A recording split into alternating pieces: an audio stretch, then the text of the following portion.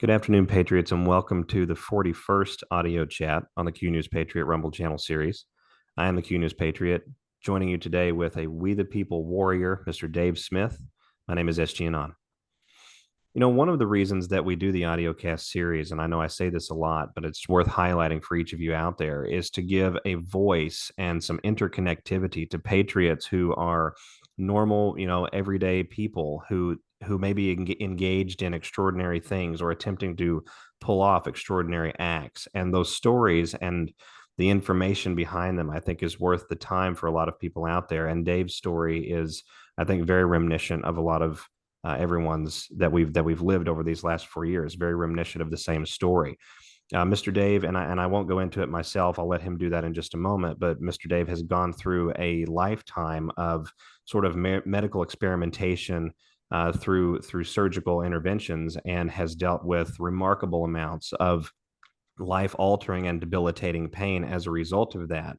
And like so many people out there, he has looked for a time and a place and the right opportunity to move forward with action against the complex that helped enable that, both private, practitioner and healthcare system, and also at the governmental and agency level. And I'm happy to join him now. Mr. Smith, thank you for coming on. Thank you so much for having me. Well, it's a real privilege, and I appreciate what you sent to me over the email and getting in touch with Laura to get on the show, because it's very fascinating. I think the pursuit that you all have. Most of the guests that I have on the show are engaged in things regarding crimes against humanity or crimes against children, extremely large levels of organized medical murder. But you're taking a more subtle approach, a more clandestine approach that I think is just as deadly effective if given enough clout and enough momentum behind that. And that is what you related to me as a tort claim for medical torture, essentially state sanctioned and enabled medical torture. So with that in mind, I want to get to that here in just a moment, but I thought it would be good to, give you the opportunity to tell the audience, how did all of this happen? Give us a rundown of your experience with healthcare over the last, say, half century or so, 70s, 80s up till now, and where are we headed? Sure. Okay. Well, I was identified at age 14 as having congenital scoliosis, idiopathic, they say. That means they don't have any idea what caused it.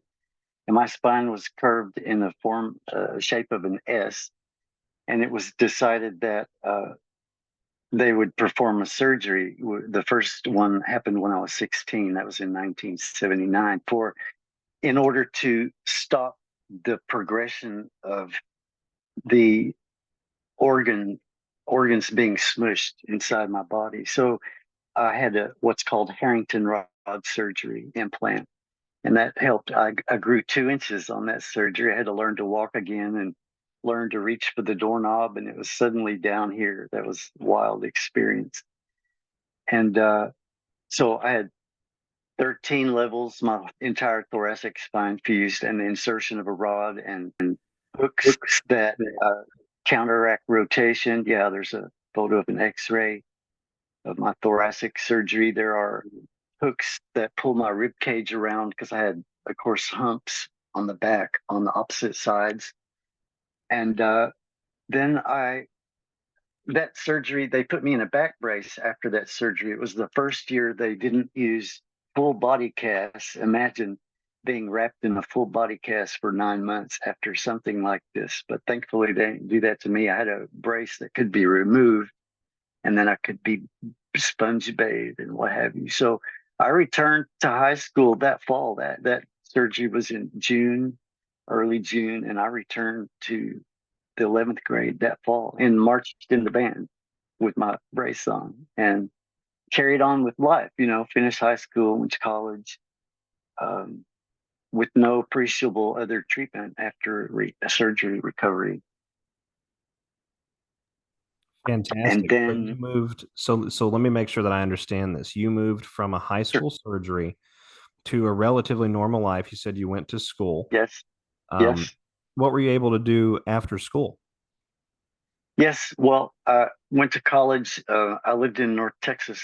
I grew up in North Texas, so I could commute to the university, big university in the next county seat, just north of where I lived, called University of North Texas. Well, in those days, it was North Texas State University. So I could work and commute to class. Well, I went to junior college as far as I could take that, then enrolled in university and left a full-time job. So I was working this whole time and attending college, and then ultimately finished. I graduated in 1991, and then, as it happens, I didn't find a career job at that time. The economy was real bad at that time. But my mother came home and announced she had kidney failure. So I took two jobs for many years while she had treatment for that, kidney transplant, and all that stuff, and carried on with life. So I Remarkable. began to have pain in about, I don't know, mid 90s. I started to notice, something's wrong with this picture here, but just didn't do anything about it. I just chalked it up to I have a bad back and carried on with life, and whatever, however I could alleviate that pain, massage, over the counter pills, ice packs, whatever, and just carried on. As a post-operative spinal recovery patient myself, coming up actually on a Yeah, year now, nearly to the day, I empathize very highly with you, and I find it fascinating that we're having this particular conversation. So, in the mid '90s, you noticed that the surgery that was done in the '70s, if I'm not mistaken, right, time frame wise, right, may right. beginning to be developing some issues, debilitating pain, movement, restriction, things like that. But you continue to work through it, as any decent American would. And thank you very much for having the discipline to do that. And then, if I'm not mistaken, you relayed that you eventually encountered a second surgery, and that was towards the end of the early 2000s, if I'm not mistaken, correct? Right. I had found my career job right after my mom had kidney transplant. So in 1993, I started that job, and I worked in Texas for 5 years, and then I left. And in the year 2000, I moved for another job in the same industry and lived in San Francisco, and then worked all over California, up and down the coast. And then in 2000, about seven, I started seeking treatment because I could no longer sit at a desk all day. It was impossible. I would completely lose feeling in my legs and all kinds of pain and stuff like that. So I began to have diagnostic tests, and that led to the surgery in 2009 that disabled me. And if you don't mind, do you care to describe that surgery? I'm going to see if I can pull up some of the media here, but what was the Oh, surgery sure. in 2009? That was diagnostics found that all my lumbar discs had blown out basically from absorbing the shock of the 13 levels above them that were fused. So they took all that shock over a period of 30 years, and then that resulted in spinal cord compression, nerve root compressions. So I had a procedure called a CT myelogram for diagnostics, where they inject dye into the spinal canal, and then that punctured my spinal canal, and then I was leaking spinal fluid, and I had to go back in the hospital that weekend and have what's called a blood patch to fix that. So then I had additional injury to my already damaged spinal cord. So this surgery was called pedicle screw fixation, where each lumbar vertebrae has two screws, one on either side of the spinal cord, and then it's all bolted into the back of my pelvis with great big huge pedicle screws also. And it was unbelievable. And I was medicated to the hilt, and I still thought I was not going to survive that surgery. It was just unbelievable. Well, you said a moment ago that that was the surgery that effectively disabled you. Can you describe the Correct. journey on the other side of that surgery? Uh, yes, was just unbelievable pain. Of course, at that time, I had no problem getting pain care. Uh, my torso now is completely fixed from hips to cervical spine. I have absolutely no motion in my torso, so I had to do a lot of PT, learning to walk, and function and manage to pick up things and care for myself. I lived alone on the West Coast. My mom came for a while to help me after surgery, but it was very difficult, long post-op recovery. I would say 8 or 9 months until I even began feeling like a human being again. It was just, and that was highly medicated, and I felt like a human being. But then it disabled me effectively because I certainly cannot sit at a desk all day anymore, even with this intervention. So my job put me out on disability retirement when I was 45. They didn't want to allow me to work from home. And of course, COVID smashed that narrative. Now we know everybody could work at home who does computer desk jobs like that. So Indeed. And so I just want to ask and highlight. So this situation develops post-operative period 2009, 2010. It has persisted. And the way that I understood our conversation, you have managed uh, essentially what amounts to life-altering and debilitating pain through your intersection with the opioid industry, which is sort of like the big pharma, it's like they cause the problem and then they sell you the solution, right? And it's sort of the same story that you've described here. And you started noticing that the healthcare industry was more about not only monetary gain, but also sort of this pseudo torture complex when the access to those medications began to go away even prior to COVID. Can you describe that brief period of time? well, this happened to me completely by accident. I have been a chronic pain patient, what they call intractable pain patient, taking opioids because I have pain that is constant daily and cannot be relieved by any other measure. I had no problem, you know, go to the doctor every month. They do urine screens, make sure you're not taking unauthorized medications from the street or whatever. And continued that process and would get epidural injections through my tailbone. And then we suddenly had to move states. We lost our lease. My mother's lived with me full time since 2011, and we lost the lease. And she was very sick at the time. And I thought, well, we'll return to North Texas where she knows lots of doctors, get her care stabilized. And I can just transfer my care to a clinic in Texas where I had been treated previously when I lived in Texas from 2011, 12, 13 time period. No problem. Just transferred my pain care and prescriptions. But this time, when we moved in 2022, I got to Texas and I couldn't get any doctors to prescribe my medication. There was this sudden drastic change that I had no idea what was happening. I didn't know that the 2016 CDC guidelines for prescribing opiates had come out. I had no idea that states were enacting legislation and regulating the distribution of opioids and monitoring doctors and even arresting doctor. I had no idea any of this was going on until it happened to me. And I just one day got plopped into this situation with no medication. So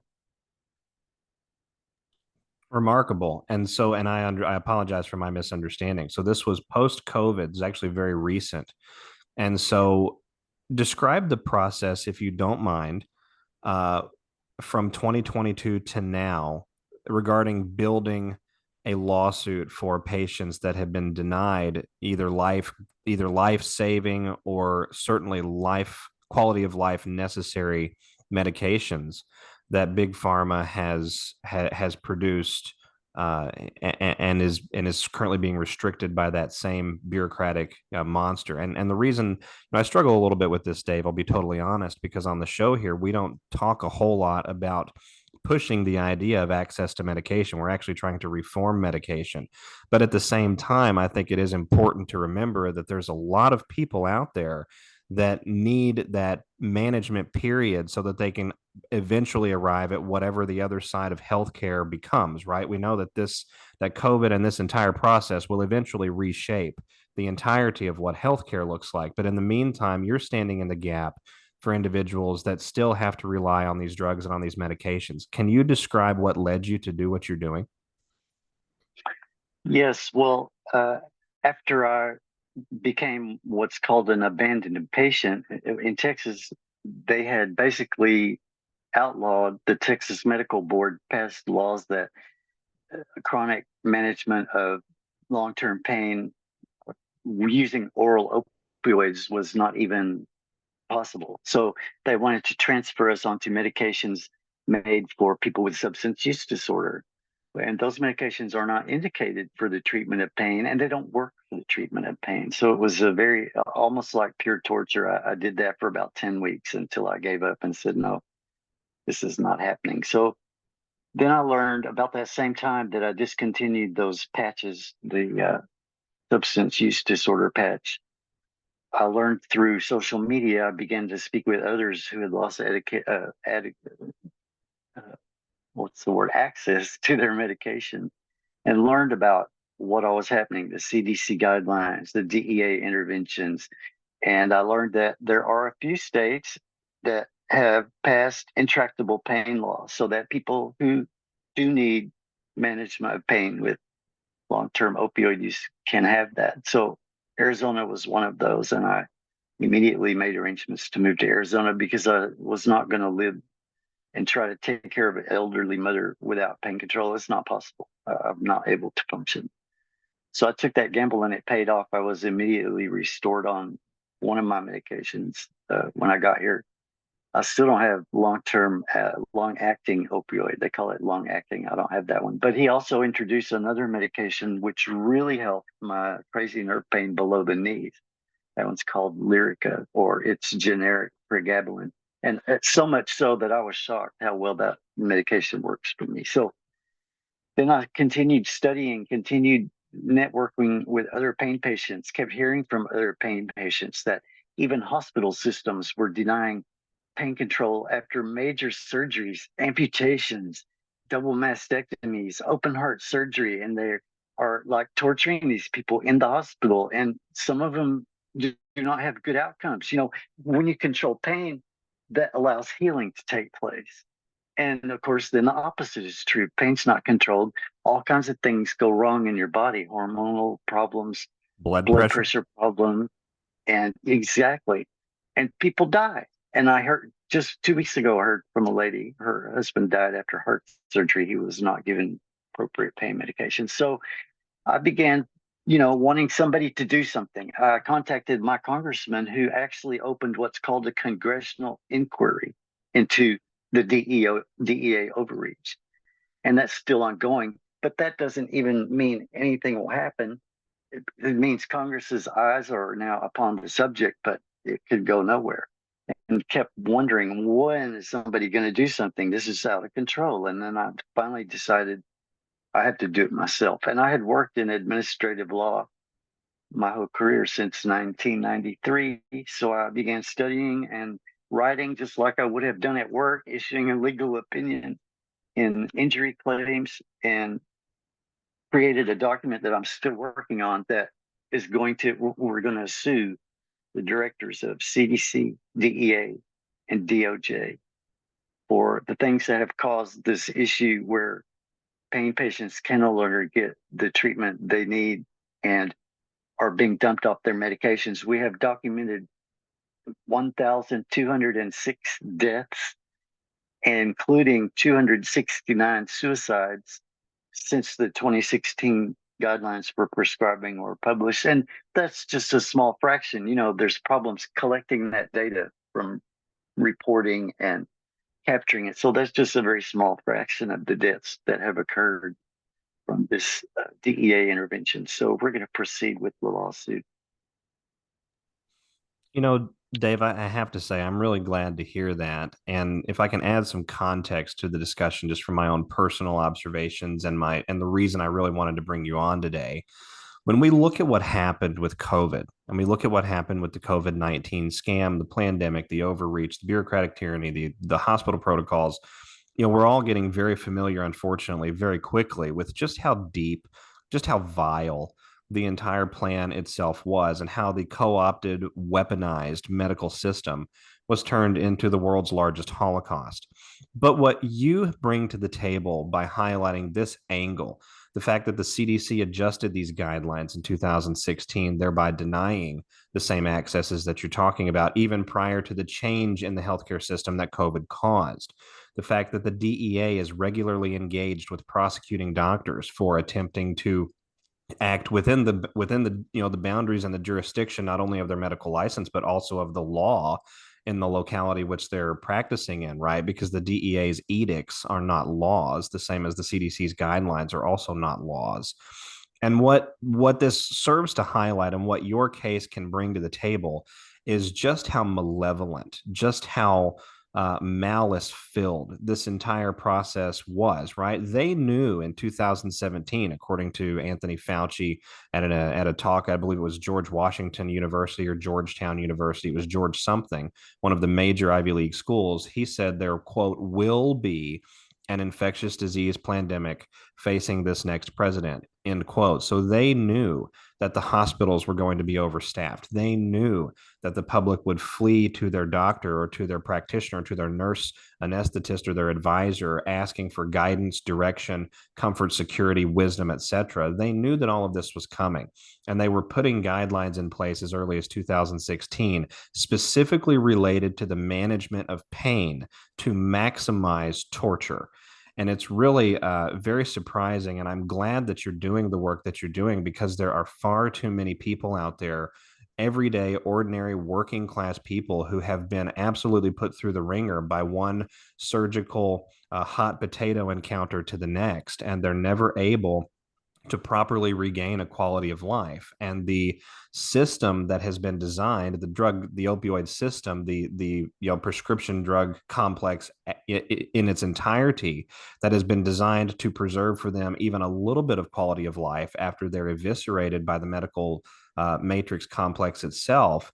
They began to phase that specifically out in 2016 while ramping up things like preparation for lockdowns, preparation for world tyranny, preparation for hospital death protocols, right? The remdesivir trials were done in 2015, again in 2017. So this was all a very surprisingly hate-filled endeavor, and I'm grateful that you have decided to highlight an often forgotten angle of that.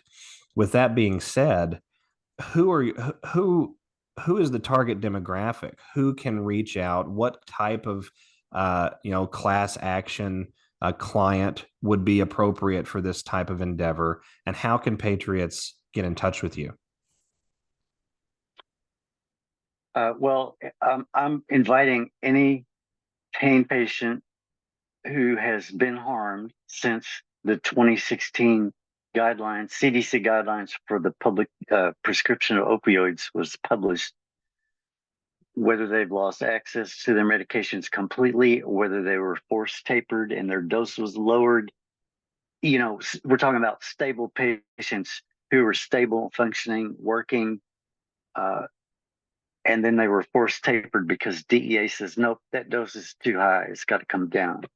Some patients were taking combinations of medications for anxiety and pain. This is very common. They go together when you've had traumatic experiences. And now we have prohibitions on those combinations of medications. So people are being forced to choose between one or the other. So any pain patient harmed by these issues being force tapered, dumped off your medications like what happened to me. And let's back up for a moment. What you were saying about the institutionalized torture, the most insidious part of this to me is how the veterans of the United States military have been treated with pain care. It's just unbelievable. And that's one of the issues. I want to invite veterans who have been harmed in these ways by not being able to obtain your medication because of the drug shortages, and any doctor who's been wrongfully persecuted, targeted by the DEA is invited to file with me. Now, there is a 2-year statute of limitations, so your harm date needs to be within 2 years. We're filing in late May, so then this would be going back to 2022. But that varies by state. But I'm inviting anyone that's been harmed in these ways to join me in the claim for essentially what you say, torture, according to the United Nations General Assembly declarations. And I've set up an email address. They can write me if they have questions at thepainlawsuit@gmail.com. ThePainLawsuit@gmail.com. Now, mind you, it's just me, myself, and I taking care of my elderly mother here. So bear with me if I take a while to respond. I'll get some administrators who can help me with questions, but I'll be soon publishing directions of how to file, what data to collect, what form you need to complete, and where to send it. And those will be audios or videos I'll publish in the next 4 to 6 weeks. Oh, and you can also follow me on Twitter. My Twitter address is at Davey, Daveys 35. Daveys 35. And I'm posting all the time what's happening and where we are. And you can get the instructional videos or audios when I post them there too. That is fantastic, and I very much appreciate that. And one final question. Once you all are able to move this into a filing state, what or how can Patriots do, and how can they best support you from that point forward? Well, we're going to need a law firm to take this. We're going to file what's called the administrative complaint, which is the process, informal administrative process that must be done before we enter a tort lawsuit. And that's a 6-month process. And then in order to proceed to federal district court, we're going to have an attorney, a large law firm experienced with these things to move us forward. So if anybody knows any resource at all about legal representation, we invite you to spread the word, and we invite you to share this with anybody you know, pain patients, surgical patients, anybody having these kinds of problems obtaining their appropriate medication. Indeed. And Dave, I have to say it has been an honor and a pleasure to have you on. Thank you for the work you're doing. For the audience out there, I have highlighted here Mr. Smith's X profile, formerly Twitter. You can find him at Yeah. Davey S35. Again, that's at Davey S35. And you can also email Mr. Smith at thepainlawsuit@gmail.com. For the audience out there, thank you very much for watching. I hope you've enjoyed our conversation today. I'll be back with each of you again soon. This is SG Anon. Thanks. Bye-bye.